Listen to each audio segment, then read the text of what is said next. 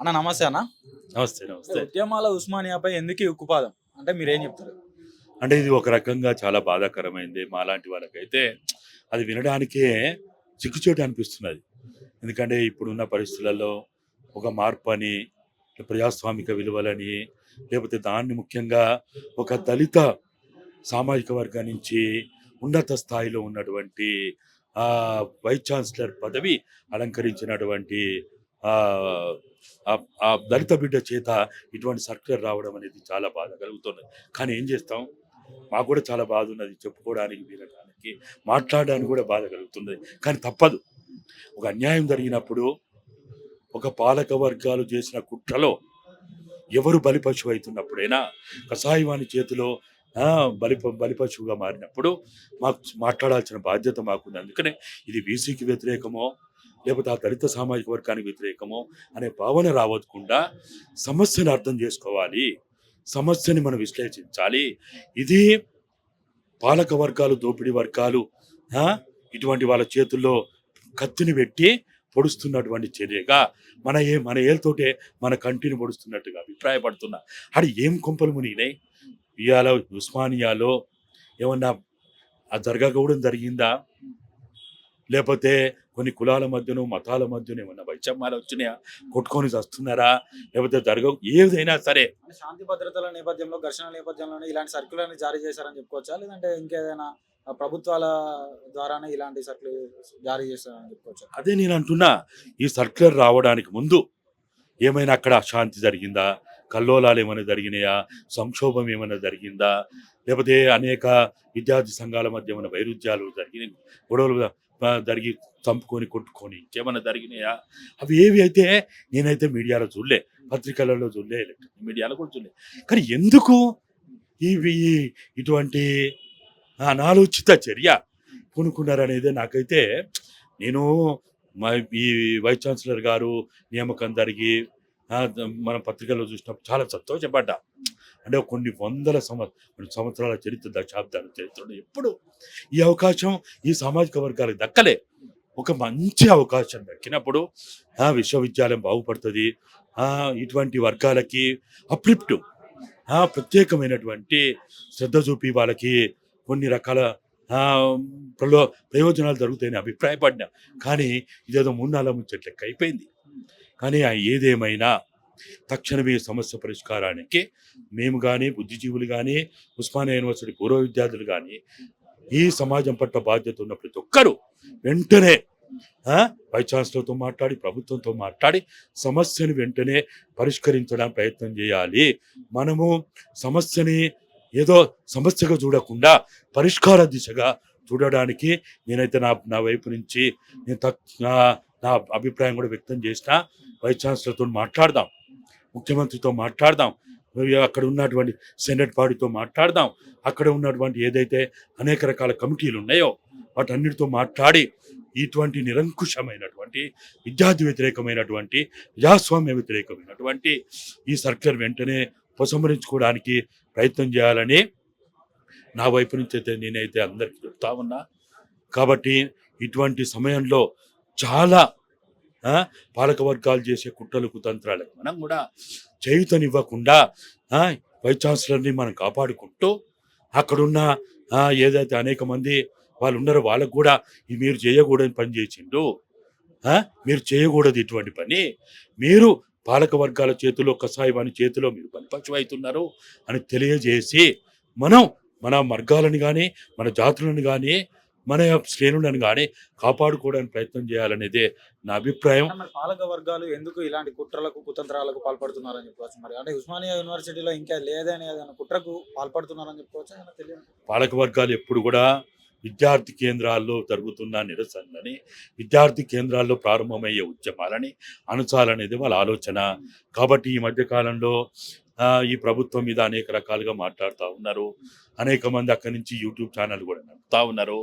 అనేక మంది ఈ మధ్యకాలంలో వాళ్ళ అభిప్రాయాలు తెలియజేస్తూ ఉన్నారు. కాబట్టి దీని ప్రమాదం ఏదో ఉంది. కాబట్టి ఇక్కడ ఆదిలోనే దీన్ని అణచాలి, దీన్ని అంతం చేయాలి అనే ఆలోచన ఉండొచ్చు. పాలక వర్గాలు ఖచ్చితంగా ఉంటాయి, దోపిడీ వర్గాలు ఖచ్చితంగా ఉంటాయి. కాబట్టి దాన్ని దృష్టిలో పెట్టుకొని నేను చెప్పేది ఏంటంటే వైస్ ఛాన్సలర్ గారు మీరు బలిపశు కావద్దు. పాలక వర్గాల చేతిలో కసాయివాణి చేతిలో మీరు బలిపశు కావద్దు. కాబట్టి మీరు వాళ్ళు ఆడిస్తున్న ఆటలో మీరు ఆడొద్దనేదే మీకు విజ్ఞప్తి. కాబట్టి ఎట్లా పాలక వర్గాలతో కొట్లాడదాం, తప్పదు అది ఎప్పుడైనా తప్పదు అది. కానీ రేవంత్ రెడ్డి గారు మీరు ఏదైతే ఒక మార్పుకు సంకేతమని భారత రాజ్యాంగాన్ని కాపాడడానికే మేము ఉన్నామనేదైతే మీరు చెప్తున్నారో, మిమ్మల్ని తిట్టినప్పుడు దూషణ చేసినప్పుడు బూతులు మాట్లాడినప్పుడైతే మీరు స్పందించిండ్రో, మాట్లాడితేనే మీరు స్పందించారు కదా. అది వాళ్ళ జీవిత సమస్య ఇది. ఒక మాట అంటే అనే మీరు ఇంత బాధపడ్డారు కదా. అది వాళ్ళ జీవితం నాశనం అవుతుంది అక్కడ, వాళ్ళ భవిష్యత్తు నాశనం అవుతుంది అక్కడ. ఒక 60 ఏళ్ళ జీవితం నాశనం అవుతున్నప్పుడు మీరు ఎందుకు ఏమి మాట్లాడరు, నన్ను పట్టించుకోరు. మీరు బూతులు మాట్లాడితేనే వీరావేశంతో అసెంబ్లీలో మాట్లాడిండ్రు. చిన్న అది తప్పే కాదని కాదు.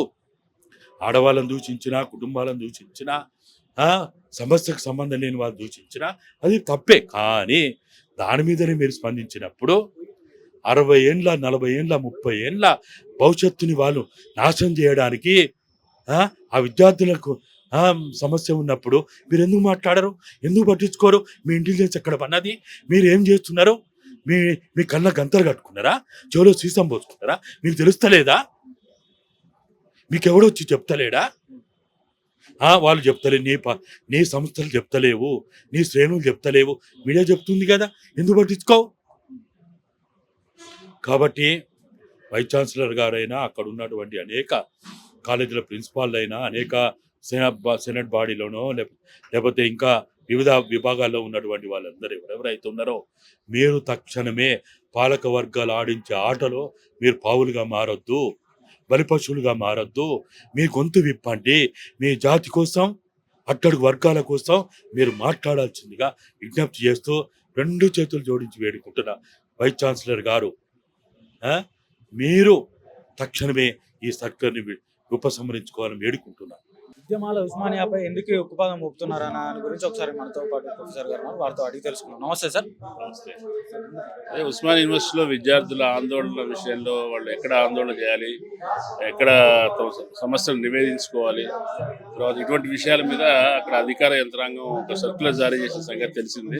5 పాయింట్లు పెట్టారు. దాంట్లో 6 బయట మాత్రమే గుమిగూడాలి, అక్కడే ధర్నా చేయాలి, కార్యాలయాల లోపలికి వెళ్ళి నిరసన తెలపకూడదు, ఇటువంటి నిబంధనలు పెట్టారు. కానీ వీటన్నిటి ఉద్దేశం ప్రధానంగా విద్యార్థి ఉద్యమాలని బలహీనపరచడం లాగానే కనపడుతుంది.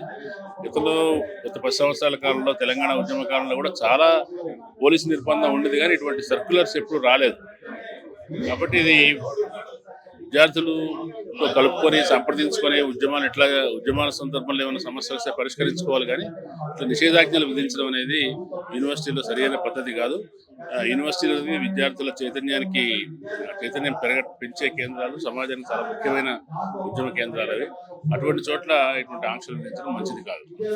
ఓన్లీ వీసీ గారి నిర్ణయమే కాకుండా వెనకాల ప్రభుత్వం కూడా కుట్రలు కుతంత్రాలు అనేది చేస్తా ఉందని చెప్పేసి కొన్ని వాదనలు వినిపిస్తున్న నేపథ్యంలో తెలియట్లేదు వీసీ గారి నిర్ణయమా, దుష్కర్ గారి నిర్ణయమా, లేదంటే రాష్ట్ర ప్రభుత్వ నిర్ణయమా, కానీ ఇది అనాలోచితంగా చేసినట్టయితే దాన్ని వెనక్కి తీసుకోవడం మంచిది. వీసీ గారు ఏ కారణం చేత వెనక్కి తీసుకోలేకపోతే ఆయన రాష్ట్ర ప్రభుత్వం ముఖ్యమంత్రి గారు వీసీకి రిజిస్ట్రార్కు చెప్పి ఇది మంచి పద్ధతి కాదని దీన్ని విరమింపజేయడం మంచిది. ఉద్యమాల నుంచే విద్యార్థుల నాయకత్వ లక్షణాలను బయటపడతాయి కదా సార్, మరి దీన్ని అసలు ఉద్యమాలే లేకుండా విశ్వవిద్యాలయంలో చేస్తున్నారు అంటే ఇలాంటి చర్యలు ఏ విధంగా సర్కులర్ వల్ల ఉద్యమాలు ఏమి రాకుండా ఉండవు, కానీ ఇది చాలా హాస్యాస్పదమైన చర్య. ఏదో యూనివర్సిటీలో అకాడమిక్ వాతావరణం కోసం, చదువుల వాతావరణం ఉండటం కోసం ఇది చేస్తున్నామని, క్రమశిక్షణ కోసం చేస్తున్నామని చెప్తున్నారు. కానీ క్రమశిక్షణకు దీనికి సంబంధం లేదు. సమాజ సమస్యల గురించి విద్యార్థులు ఆలోచిస్తారు సహజంగానే, ముఖ్యంగా యూనివర్సిటీ స్థాయి విద్యార్థులు ఆలోచిస్తారు. కాబట్టి వాళ్ళ తెలంగాణ రాష్ట్రం వచ్చింది. వాళ్ళు ఆలోచించినప్పుడు సహజంగా యూనివర్సిటీ లోపల జరిగే అన్యాయాన్ని కూడా వాళ్ళు ఎక్కడో చోట ప్రశ్నిస్తారు. ప్రశ్నించే అవకాశం లేకుండా దాన్ని బిగించి పెట్టడం అంటే అది ఆగేది కాదు, ఆ నిర్బంధం ఆగేది కాదు. విద్యార్థులు దాన్ని ధిక్కరిస్తారు ఎట్లాగో. ఈ లోపల గవర్నమెంట్ పరువు పోగొట్టుకోకుండా దాన్ని విరమించుకుంటే మంచిది.